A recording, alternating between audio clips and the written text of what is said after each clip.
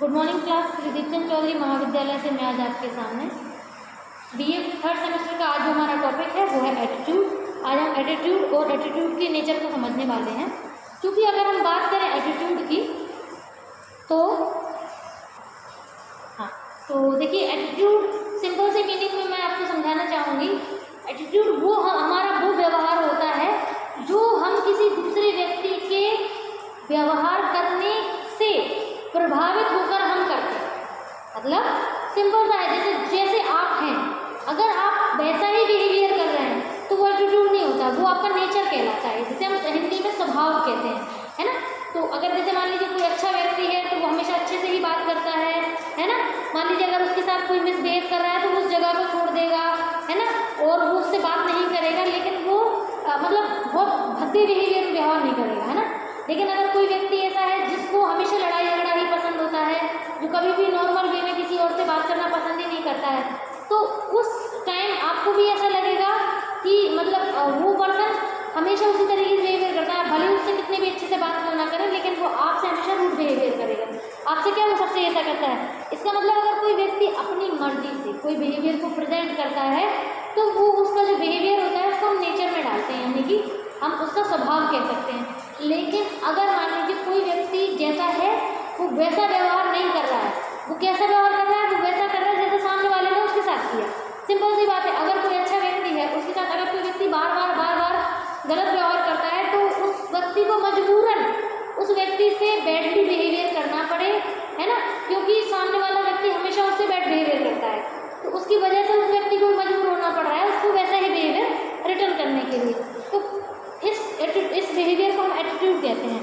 और अगर मान लीजिए वो व्यक्ति सामने वाला कितना भी भद्दा बिहेवियर करे, लेकिन जो पहला व्यक्ति है जिसकी हम बात कर रहे हैं वो हमेशा वैसे ही बात करता है, वैसे ही बिहेवियर करता है जैसा भी खुद है, तो इसका मतलब क्या हुआ, इसका मतलब ये है कि उसका जो खुद का नेचर है वो उसके अकॉर्डिंग काम कर रहा है। ठीक है, तो ये आपका इसमें मैंने आपको डिफाइन किया है। अगर मैं आपको इसमें एग्जांपल के थ्रू डिफाइन करूँ तो देखिए सिंपल सा है। जैसे मान लीजिए आप हैं, आपके सामने कोई पर्सन है जिसको आप मतलब जानते हैं अच्छे से, और वो आपके सामने से जब आपने निकला तो आप, क्योंकि आपका नेचर बहुत ही काम क्वाइट है, आप बहुत ही एक तरीके से बहुत ही पॉजिटिवली बिहेवियर करते हैं दूसरों के साथ, तो जब वो आपके सामने से निकला तो आपने बहुत ही अच्छे से उसके साथ बिहेव किया, आपने हेलो बोला उसको, लेकिन उसने आपको इग्नोर किया और वो आगे चला। अब आपने उस टाइम तो मान लीजिए ऐसा सोच लिया कि हो सकता है उसका ध्यान कहीं और हो, उसने मेरी तरफ मतलब ध्यान ही ना हो उसका।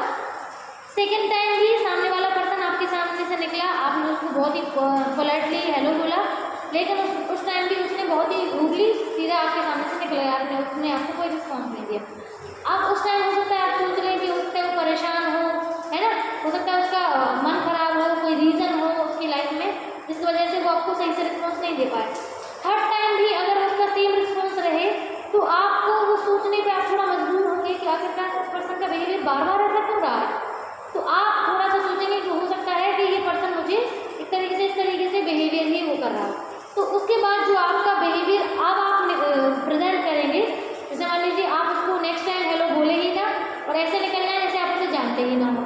ठीक है, अब जो आपका बिहेवियर था, क्योंकि वो आपके अपने अंदर से बिहेवियर नहीं निकला है, वो आपकी मर्जी से बिहेवियर नहीं था, वो सामने वाले बिहेवियर की वजह से आप में जो फर्क आया, आप में जो आपके बिहेवियर में जो परिवर्तन आया उस व्यक्ति के व्यवहार की वजह से, अब आपने वो दिया है, उसको हम नेचर नहीं कहते हैं, अब उसको हम एटीट्यूड कहेंगे, जिसको हम हिंदी में अभिवृत्ति बोलते हैं। ठीक है, तो अभिवृत्ति का सिंपल सा मतलब है दूसरे व्यक्ति के द्वारा किए गए व्यवहार से प्रभावित होकर आप स्वयं जो व्यवहार करते हैं उसके लिए वो आपका एटीट्यूड है।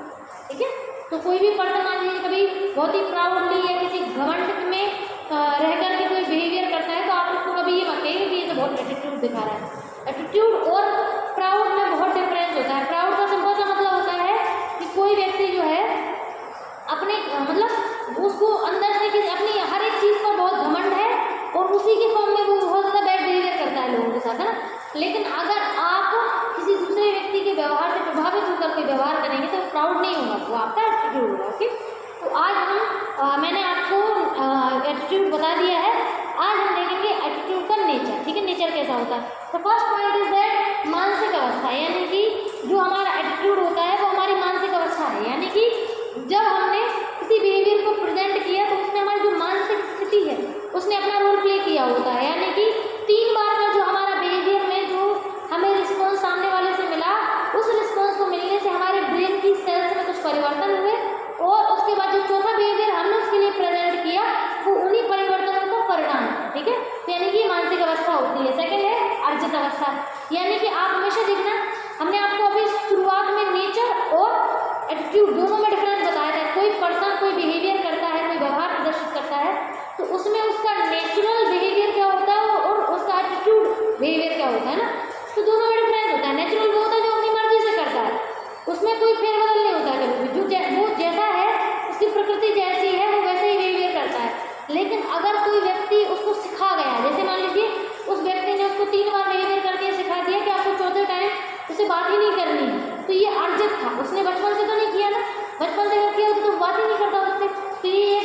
अर्जित होता है, अर्जित मतलब होता है कि लोगों के द्वारा सीखे जाने के बाद जो बिहेवियर करते हैं वो हमारा एटीट्यूड होता है। नेक्स्ट पॉइंट है स्थायी परंतु परिवर्तनशील, यानी कि लोग हमें जो बिहेवियर सिखा रहे हैं करने के लिए, लोग हमें बता रहे हैं कि हमें इस तरीके से बिहेवियर करना है ना, मतलब उनके बिहेवियर से परिवर्तन कौन कर रहा है, एक तरीके से हमारे बिहेवियर में परिवर्तन तो आ ही गया है कि हमारा बिहेवियर ही परिवर्तित हो चुका है, उनके लिए परिवर्तनशील है। अब अगर हम बात करें स्थायी की, तो स्थायी का मतलब है कि अब हम आगे जितनी बार भी उस व्यक्ति से टकराएंगे तो हमारा बिहेवियर वैसा ही रहेगा। मान लीजिए अगर उस व्यक्ति ने आगे चल के अपनी गलती मान ली, उसने हमसे बहुत अच्छे से सॉरी बोला और उसने अपनी गलती मानते हुए हमसे कहा कि आगे से ऐसा नहीं होगा, तो हमारे व्यवहार में फिर वो स्थायी नहीं रहेगा, फिर हमारे व्यवहार में फिर परिवर्तन आएगा और हम अपने व्यवहार को फिर बदलेंगे। ठीक है, इसीलिए कहा कि स्थायी और परिवर्तनशील। अब अगर हम बात करें घटक की, तो अभिवृत्ति के 3 घटक हैं यहाँ पर, संज्ञानात्मक, भावनात्मक और व्यवहारात्मक। 3 तरीके से हम अपने एटीट्यूड में चेंजेस करते हैं। First is cognitive. कॉग्निटिव मतलब अगर हमने किसी चीज़ को सोचा समझा, बहुत अच्छे से उस पर एनालिसिस किया, फिर सोचा कि आखिरकार इस मतलब ये बिहेवियर ऐसा है तो हमें कैसा करना चाहिए, तो वो हमारा कॉग्निशन में आता है ना, यानी कि बुद्धि के आधार पर हमने जो निर्णय लिया कॉग्निशन के आधार पर। सेकेंड है हमारा भावनात्मक, यानी मान लीजिए अगर किसी पर्सन की किसी व्यवहार से हमें इमोशनली बहुत हर्ट हुआ है, बहुत हमें मानसिक पीड़ा हुई है, हमें हर्ट हुआ है, बुरा लगा है, तो उस इमोशन के बाद हमारे बिहेवियर में जो चेंजेस आएंगे वो हमारा भावनात्मक परिवर्तन कहलाता है। थर्ड है हमारा व्यवहारात्मक, किसी व्यक्ति का नॉर्मल सा कोई बिहेवियर था, हम उस बिहेवियर से प्रभावित होकर हमने भी अपने बिहेवियर को बदल लिया। ठीक है, तो ये 3 तरीके से हम अपने बिहेवियर में, एटीट्यूड में चेंजेस करते हैं। अगला पॉइंट हमारा है दिशा और तीव्रता।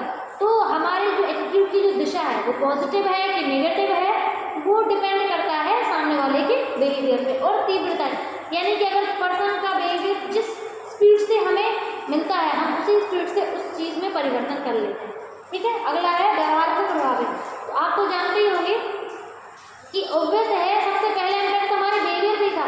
हमें आप सामने वाले के बारे में सोच रहे हैं जैसा कि नहीं सोच रहे वो अलग मैटर है, लेकिन हम उसके प्रति कैसा व्यवहार कर रहे हैं वो सामने वाले के व्यवहार से ही डिपेंड करता है। नेक्स्ट है सामाजिक प्रभाव के अधीन। अब समाज में चूंकि हम रहते हैं, समाज के लोगों के साथ हम पूरा उठना बैठना हमारा होता है, तो उनसे ही प्रभावित होकर हमारा ये बिहेवियर निकलता है। लास्ट है अपन योग। अगर हम चाहें तो हम अपने एटीट्यूड को मेजर कर सकते हैं, उसमें साइकोलॉजी में इससे रिलेटेड बहुत सारे टेस्ट हैं, कुछ क्वेश्चन फॉर्म में है, कुछ हमारे टूल फॉर्म में है जिसको हम प्रैक्टिकली यूज़ करते हैं। ठीक है, अगर कोई डाउट हो तो बता दीजिएगा। Thank you.